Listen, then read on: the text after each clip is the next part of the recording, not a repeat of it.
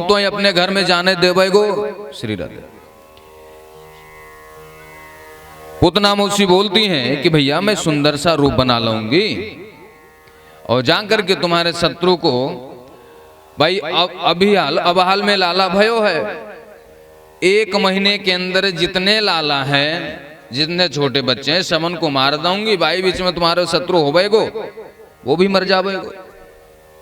बोले हाँ बहनी अच्छी बात है, ये तुम्हारा विचार सही। इधर से उधर मीटिंग बैठ रही है और इधर नंद बाबा कर देने के लिए मथुरा जा रहे हैं। अहो देवकी पुत्रा, राजा है मथुरा का तो उसको कर तो देना ही पड़ेगा। अहो ते देवकी पुत्रा कंसेन बहवो हता, एकावशिष्ट वर्जा कन्या स्वापे देवं गता। करो वये वार्षिको दत्तो राज्ञे दृष्ट्वा वयं च वः, नेहैस्थेयं बहुतिथं सन्तुत्पाताश्च गोकुले। नंद बाबा छकड़े पे सारे सामान लेके जा रहे हैं मथुरा को। जैसे मथुरा में प्रवेश किए वसुदेव जी से भेंट हो गया। दोनों ने एक दूसरे को प्रणाम किया। नंद बाबा कहते हैं भैया मोए पतो चले तुम्हारे सबरे बालकन को कंस ने मार दियो, लेकिन काऊ बात की चिंता मत करियो, हमारो बेटो सो तुम्हारो बेटो, हमारे लाला है तो तुम्हारे भी लाला है, चिंता मत करियो। वासुदेव जी कहते हैं हाँ भैया कोई बात की चिंता न रे, तुम्हारे लाला सो हमारे लाला। लेकिन वासुदेव जी ये नहीं बता रहे हैं कि जो लाला है आपके पास है वो हमारे ही हैं, ये नहीं बता रहे। तो इशारों में कह रहे हैं कि प्रभु नेह स्थेयं बहुतिथं सन्तुत्पाताश्च गोकुले, आप कर दे करके थोड़ा जल्दी वापस चले जाना। बोले क्यों, कोई बात है क्या? अरे नहीं कौन सी ऐसी कोई बात नहीं, आपके घर लाला भयो है ना। अरे मैं खुशी मनानी, लोग बाग आ जा रहेंगे तो इनको स्वागत भी करना है, तो नहीं जल्दी चले जाइए। बोले हाँ ये बात है। नेह प्रेम वसुदेव जी का अपने पुत्रों के प्रति है, इसलिए कहते हैं कि आप थोड़े जल्दी चले जाना, क्योंकि बालक किनके हैं तो चिंता तो इनको ज्यादा है। एक दूसरे को प्रणाम किए, विदाई हुआ। नंद बाबा गए, कर दिए। वापस जब तक आते तब तक पूतना मौसी आए गए,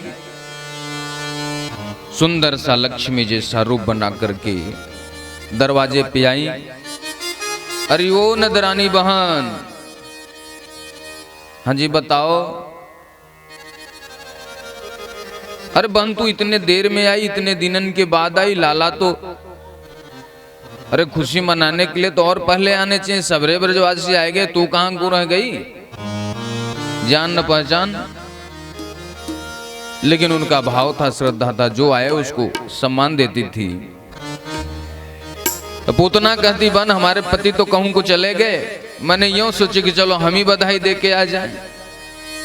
तो लाला को बधाई देवे काजे में आई।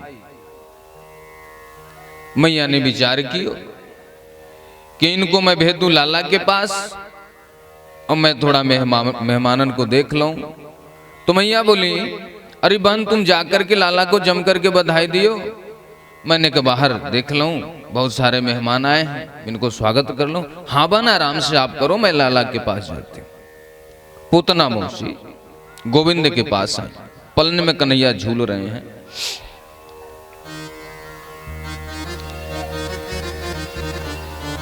और पूतना मौसी जो आई हैं अपने स्तन पे कालकुट विष का लेप करके आई। दुग्ध पिलाने के बहाने कृष्ण को मारने आई हैं। पलने के पास गई, जैसे ही कृष्ण को उठाने के लिए हाथ आगे बढ़ाई, कन्हैया ने देखा कि मौसी आई तो अपनी आंखों को बंद कर लिया। बहुत सारे संत ऋषि बैठे थे, सब आपस में विचार करने लगे कन्हैया ने आंखें क्यों बंद की इस राक्षसी को देख करके। वैसे मत तो बहुत है, लेकिन कुछ मत को सुखदेव जी महाराज, व्यास जी महाराज ने इसमें वर्णन किया है। तस्मिनस्तनं दुर्जरवीरे मूलबणं घोरांकमादाय शिशोरदावथ गाढ़ं कराभ्यां भगवान प्रपीडयत प्राणै समनरोष समन्वितो पिबत। भगवान ने अपनी आंखें इसलिए बंद कर ली, भगवान के उदर में सारा ब्रह्मांड है, तो चराचर जीव जगत थोड़ा चिंतित हो गया। तो सबको सांत्वना दिया, भैया काउबादी की चिंता मत करियो, अब ये मौसी जी की अब हाल कल्याण करूं मैं, ने ठहर तो जा। किसी संत ने अपना मत दिया कि भगवान के एक नेत्र चंद्रमा है, दूसरे सूर्य हैं, और दोनों ही ये नहीं चाहते कि ये राक्षसी मेरे द्वारा होकर के इनके धाम को जाए, तो दोनों नेत्र बंद। किसी संत ने कहा कि भगवान सत्व गुण से ऊपर है, और जो पूतना है रजतम युक्त राक्षसी है। तो भगवान ने अपनी आंखें इसलिए बंद कर लिए कि यदि मैं आंखें खोल दूं, मेरी दृष्टि इसके ऊपर पड़ गई, तो इसका जो राक्षसी रूप है, असली रूप है, अविद्या की रूप है, वो सामने आ जाएगी। और सामने आ जाएगी तो जो अभी लक्ष्मी जैसी बनी है, ये विकराल बड़ा सा इसका शरीर होगा, तो पता चले महल के छत ही फूट जाए, टूट जाए। और इस महल में इतना विकराल शरीर जब महलवासी देखेंगे तो सब डर जाएंगे। इसलिए भगवान ने अपनी आंखें बंद कर ली। पूतना विद्या के रूप है। किसी संत ने अपना विचार दिया कि भगवान ने अपनी आंखें इसलिए बंद कर ली कि बोले जब रामा अवतार में आया तो पहले माता जी आ गई थी ताड़का, सबसे पहले उनसे भेंट हो गया था। जब कृष्ण अवतार में आया तो यहाँ पे भी माता जी आ गए, पहले माता जी को मारना पड़ रहा है हमें। और दूसरी बात, मैं तो सोचा था माखन मिश्री खाने के लिए चल रहा हूं ब्रज में, ये तो पहले ही कालकुट विष लेकर के आगे छठी के अंदर ही। तो आंख बंद करके भगवान भोलेनाथ का ध्यान किए कि प्रभु आपको भांग धतूरा खाने की बहुत आदत है, तो ऐसा करो कि आप आकर के विष पान कर लो और मैं दुग्ध पान कर लो, तुम्हारी भी व्यवस्था हमारी भी व्यवस्था। किसी संत ने मत दिया कि भगवान ने अपने आंखें इसलिए बंद कर लिए, उन्होंने विचार किया कि ये है कौन।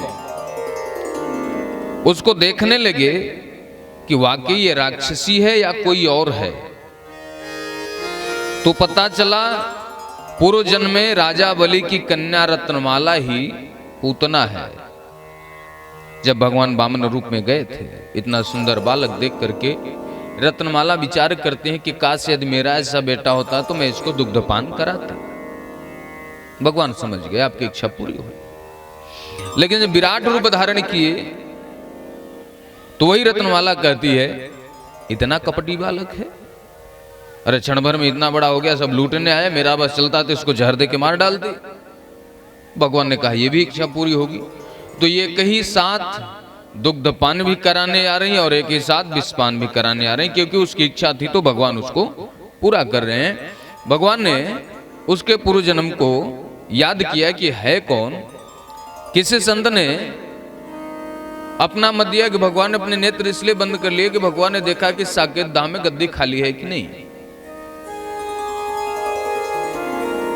पूतना मौसी को भगवान ने पहले अपने धाम में भेजा, यशोदा मैया को बाद में भेजा है। ये प्रश्न आएगा आगे चल करके, भगवान से पूछा गया ऐसा क्यों किया आपने, अपनी मां को बाद में भेजते हो और राक्षसी को पहले भेज देते हो। भगवान ने बताया है। अनेक संतों ने अनेक मत दिए। कुछ संतों ने यह भी कहा कि भगवान ने अपने नेत्र इसलिए बंद कर लिए कि छोटा सा बालक होता है, ये दुग्धपान करता है,